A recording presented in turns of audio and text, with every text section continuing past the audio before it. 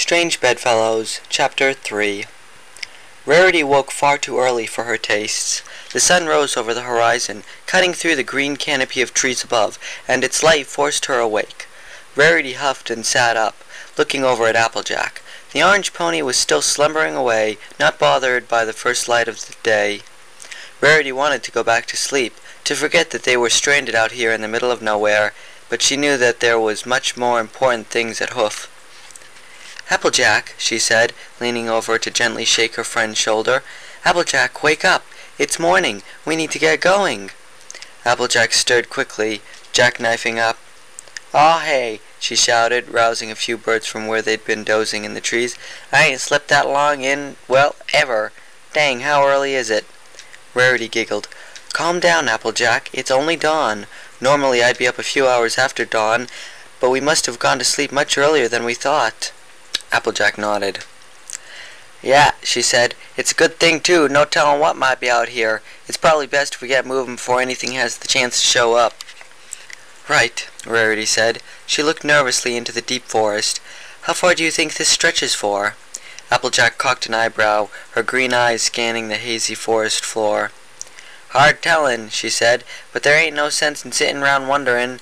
If we're going to reach the peaks of these mountains, we need to get movin'." The two began walking forward, though Rarity was a tad hesitant. "Applejack," she said, "if there is, no telling what might be in there, who's to say there isn't a manticore or something worse lurking in a cave somewhere nearby?" Applejack chuckled. "Rarity, don't get spun up about stuff like that. This forest ain't giving us a reason to worry, not yet at least, and if there is something nasty somewhere around here, it ain't gonna go away 'cause we're scared of it." Rarity nodded, stepping away from a low-hanging branch. "I suppose," she said, and they both were silent for a few moments, the walls of the trees on either side seeming to go on forever. The sun beat down on them, cutting through the mist with a harsh, unforgiving light, making the entire area humid and uncomfortable. Applejack could feel beads of sweat collecting on her forehead and began to slide down her face. She reached up with a hoof and wiped away the offending beads, glaring up through the canopy of trees at the shining sun. Rarity could feel the grass stains on her back and hooves moisten with the humidity, as well as her mane frizzle out. The fashionista gave a small sigh of dismay, knowing she couldn't stop to fix her poor hair. The forest around them smelled earthy, like fresh-cut grass, and, combined with the humidity, Rarity could feel her pace beginning to slow. "Rarity, don't be dragging your flanks," Applejack said. "If you can't keep up, we're never going to reach the peaks." The white unicorn frowned, trying to drag herself along faster. "Applejack, please," she said. "You know as well as I do that my body is not as conditioned as yours. We may just need to go a little more slowly. After all, it's sunny out and there doesn't seem to be much danger around. I think we can afford to take it slow, at least for an hour or two. This heat is making me faint." Applejack opened her mouth as if to rebut, but stopped. "You're right, I guess," she said. "Let's take things slower for a couple hours. We should also try to find a lake or something. I'm fixing to die of thirst over here." Rarity nodded. "I'm parched as well," she said. "We must find something to drink, and soon, or else we might both pass out." Though they now had a clear goal, it didn't seem easy to accomplish. All around them was nothing but trees, with no way of seeing past them. Even if there was a lake nearby, there was no telling what would be living in it.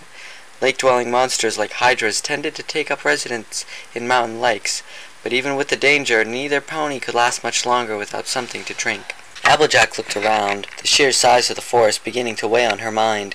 The trees were all ancient, and of a species she'd never seen before. The branches were gnarled and dripped with the heavy moisture in the air, and the leaves weren't spear-shaped like the majority of local equestrian flora. Wherever they were, it was definitely a long way from home. But at least Rarity hadn't been complaining as much as Applejack thought she would. Despite the mud and twigs in her hair, the grass stains encircling her hooves, and the long green and brown streak on her back, Rarity hadn't said one word about how dirty she was getting. Applejack actually found herself impressed. "Applejack," Rarity said, breaking the earth pony from her thoughts, "you never told me about your parents. You know, I'd like to hear about them." Rarity smiled genuinely, but Applejack... "Is now really the time, Sugar Cube?" she asked, nodding to indicate the landscape around them. "Besides, I ain't all that inclined to tell any pony about my parents, even if you are bored." Rarity was taken aback. "Applejack," she said, ducking to avoid a low branch, "we're going to have nothing to do for the next few hours. I don't see what's so wrong with telling each other our stories. We did it in the desert, after all." Applejack sighed, looking over at the unicorn. "Look, Rarity, I'm an honest pony, so I'll level with ya. I ain't tellin' no pony about me and my parents. It ain't a story worth tellin' anyhow." The farmer chuckled. "'Sides, it'd probably bore you worse than just walking round quietly." "If you say so, Applejack," Rarity said with a sigh of concession. "But isn't there anything you are willing to talk about right now?" Applejack shook her head.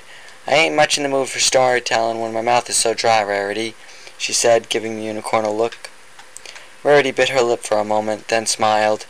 "Yes, you're right, Applejack. It'd be silly of us to expend all our fleeting energy talking about things that are so trivial." Rarity had to force the word out. She was upset that Applejack had shot her down. The two continued on in silence for a few more minutes, Rarity's mind swimming with questions. First of all, where in Equestria were they? For that matter, were they even in Equestria anymore? This could easily be one of the neighboring kingdoms which surrounded Equestria. If that were the case, it could take months of traveling to get back to Ponyville. Rarity had always been a bit of a thought-spinner, and with this prospect at hoof she quickly found herself worrying a lock of her mane with her mouth. The poor, disheveled thing was already limp and hanging over one of her eyes. What if the place they'd been zapped to was so foreign that no pony even knew it existed? What if all there was to find out here was a bunch of grass, dirt, and rocks? Rarity's eyes darted around, looking at the walls of unfamiliar trees with distaste. What if they never found their way home, and had to live out here in the wild for the rest of their days? The thought made Rarity sick, and the feeling was made worse by what followed. What if they never got to see any of their friends again? Rarity didn't want to bother Applejack with such childish concerns. The Earth Pony was probably thinking up a way to get them out of this, but she knew if she kept silent she would dwell on it. "Applejack," she said, frowning when her friend turned around with an annoyed look. "What's up, Rarity?" Applejack said, cocking an eyebrow. The unicorn swallowed softly, looking up at the sky. She squinted as light struck her eyes. "Well, I've been wondering," Rarity said, flinching as a drop of dew fell from a tree and plopped on her nose. "What if we never find our way back to Ponyville? What if we never see Dash and Twilight and Pinkie and Fluttershy again?" Rarity expected reprimand for getting so spun up, so she was surprised when Applejack sighed, shaking her head. "I was just thinking the same thing, actually," she replied. "I'm hoping against hope that we can see Ponyville from the peaks.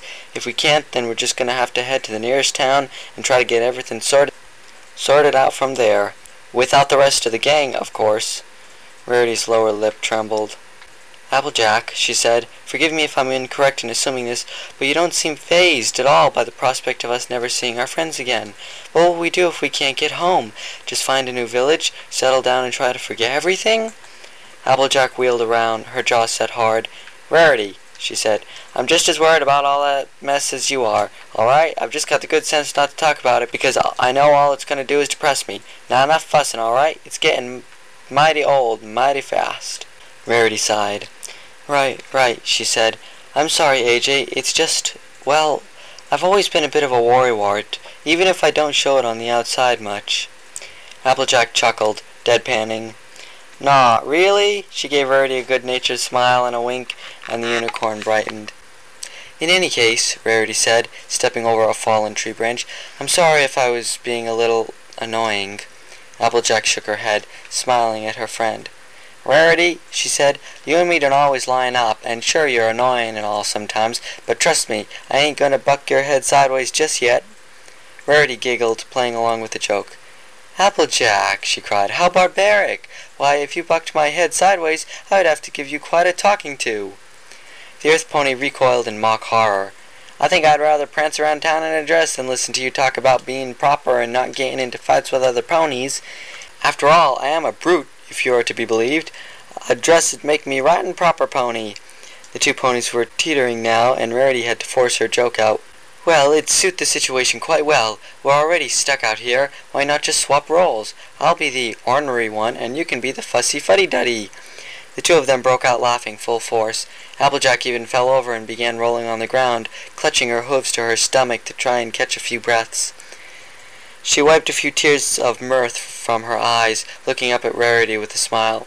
"Boy, Rarity," she said, "I think that's just what we needed. A few good laughs to make everything seem a little better." When she looked up at Rarity, however, the unicorn was looking past her, shock on her face.